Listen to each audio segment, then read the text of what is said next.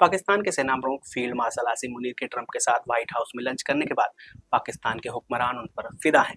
पाक का ट्रंप प्रेम इतना बढ़ चुका है कि उन्होंने उनके लिए नोबेल पुरस्कार तक की मांग कर ली है। पाकिस्तान अमेरिका को लुभाने में इतना मशगूल हो गया कि प्रधानमंत्री इशाक डार के हस्ताक्षर वाला एक सिफारिशी पत्र नॉर्वे की नोबेल शांति पुरस्कार समिति को भेज भी दिया गया।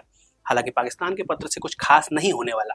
नोबेल समिति की अपनी एक प्रक्रिया है जिसके आधार पर वो तय करते हैं कि पुरस्कार किसे दिया जाए और किसे नहीं। लेकिन हर जगह अपनी जगह घसाई कराने वाले पाकिस्तान को कुछ अतरंगे किए बिना नींद कहाँ आती है। वैसे दुनिया में कोई भी पाकिस्तान को कुछ खास सीरियस नहीं लेता जब तक उसका अपना फायदा ना हो, पर इस बार उनके अपने ही लोग पाकिस्तान से बिफर गए हैं। ईरान इजराइल के बीच चल रहे तनाव में घुसकर अमेरिका ने जो हमला किया उसकी आंच अब पाकिस्तान तक पहुंच चुकी है और ट्रंप के नोबेल के सपने पर रोड़ा बन रही है। चलिए सब छोड़ मुद्दे पर आते हैं। नमस्कार, मेरा नाम है कृष्णा और आप देख रहे हैं दैनिक भास्कर। ईरान और इजराइल के बीच चल रहा विवाद अब बहुत बढ़ चुका है। सबको पता है कि मिडिल ईस्ट में वर्चस्व की लड़ाई के अंदर अमेरिका अपना फायदा खोजता रहा है। हथियारों के व्यापार से लेकर अपने भौकाल तक सब जगह अमेरिका मौका देखता है। हालांकि अमेरिका कभी नहीं चाहता कि कोई देश नई परमाणु शक्ति के रूप में उभरे, पर ईरान को लेकर यूएस थोड़ा ज्यादा आक्रामक हो जाता है। ट्रंप का कहना है कि ईरान मिडिल ईस्ट का गुंडा है और अगर वो परमाणु संयंत्र हासिल कर लेता है तो दुनिया में आतंकवाद और तबाही और ज्यादा बढ़ जाएगी। पहले G7 के बीच ट्रंप की खैमेनेई को खुली चुनौती और फिर रविवार को अमेरिका की ओर से ईरान के 3 परमाणु ठिकानों पर हमला किया गया। इसके बाद ये स्पष्ट हो गया कि अमेरिका किसी भी हालत में ईरान को परमाणु संयंत्र हासिल करने नहीं देगा। ईरान पर अमेरिका के हमले के साथ ही पाकिस्तान में भी खलबली मच गई, क्योंकि पाकिस्तान ईरान और इजराइल वॉर के बीच खुलकर ईरान का समर्थन करता रहा है। ईरानी शरणार्थियों के लिए अपने दरवाजे खोल दिए थे। आसिम मुनीर ने साफ साफ कहा था कि हम ईरान की हर संभव मदद करेंगे, पर बेचारे पाक की किस्मत हमेशा से ही खराब रही है। कभी चीन अमेरिका के बीच फंस जाता है तो कभी ईरान अमेरिका के बीच, और इस बार भी कुछ यही हुआ। भारत पाक तनाव के बीच शहबाज शरीफ और आसिम मुनीर ने ट्रंप की जमकर तारीफ की थी, जिसका नतीजा ये निकला कि आसिम मुनीर को अमेरिकी राष्ट्रपति ने लंच के लिए व्हाइट हाउस बुला लिया। व्हाइट हाउस में लंच के बाद पाक सरकार ने ट्रंप के लिए नोबेल प्राइज की मांग कर दी। अब हो सकता है शायद मुनीर को खातिरदारी ज्यादा पसंद आ गई हो।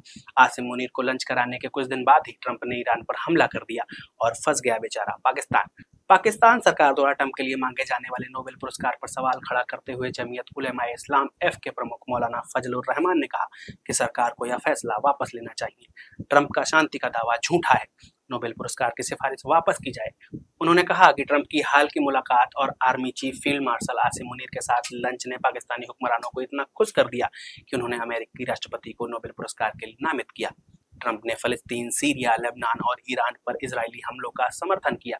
यह शांति का प्रतीक कैसे हो सकता है?